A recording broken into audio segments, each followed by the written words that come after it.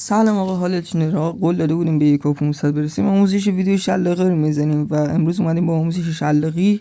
دوستان این شلاقی است که خیلی سخته، شلاقی که بروکن میزنه. والا من خودم خیلی تلاش کردم اومدم اینو بزنم.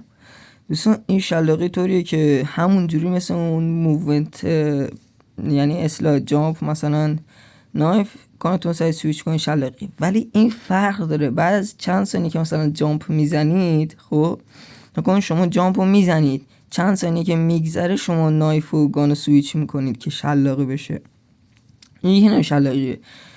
آقا امیدوارم این ویدیو رو یاد بگیرید. شلاقی من زیاد شلاقی سر در نمیرم، ولی چون قولش داده بودم براتون گذاشتم.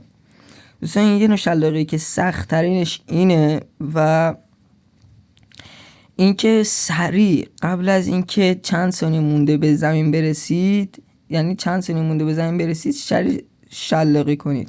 خب دوستان بریم داخل این مپا بهتون یاد بدم. مپا یخی که اسنوبورد هست اینجا میای، اولی اسنوبورد گیر میاری. خب اینجا اسنوبورد ولش کن، این رو جلومون هم هست. یه اسنوبورد اول گیر میاری، میری. دوستان این ساده ترین شلاقیه، یعنی خیلی راحته. یعنی اصلا یه چیزی بگم یه چیزی دیگه بشنوید، اصلا خیلی راحته، اصلا آدم میمونه.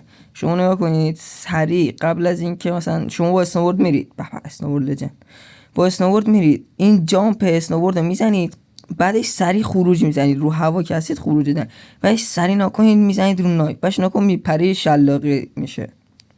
الان یه بار دیگه من میرم، نگاه کنید میری، خب سوار اسنوبورد میشی، یه خورده حرکت میکنید، جامپ اسنوبورد رو میزنید، بعدش سری خروج رو میزنید، سری 3-4 بار میزنید روی چی؟ روی نایف. بعدش اونجوری صاف شما باید بپرین. اگر وسط مثلا یو کاتانا زد، اون کاتانا حساب نمیشه. اگر یو نایف کرد حساب نمیشه. بعد نایف نشه. نکنید الان اینجا یه نمونه نکنید، نگاه کن اینجوری قشنگ باید صاف بیاد پایین. این نوع به میگن شلاقی اسنوبوردی که خیلی راحته، اصلا همه میتونن بزننش. و دوستان حالا یه دو نوع دیگه شلاقی هست، یکی با پامپده و یکی هم با تو سطح صاف که مثلا رو به بالاییه، اونم بهتون یاد میدم. دوستان الان اینجا نکن، اینجا یا مثلا نمیشه. خب مثلا زمانی که جام بزنید نمیشه، الان نکن اینجا شد. زمانی که جام بزنید نمیشه، یعنی مثلا نایف میکنه رو هوا، بدونید اون نشده، باید قشنگ صاف و ساده بیاد پایین. و اینم بهتون بگم که دوستان حتما ویدیو رو لایک کنید. ما داریم زحمت میکشیم به خاطر شما. وای خدا، عمو مرغی داره زحمت میکشه. بریم واسه شلاقی.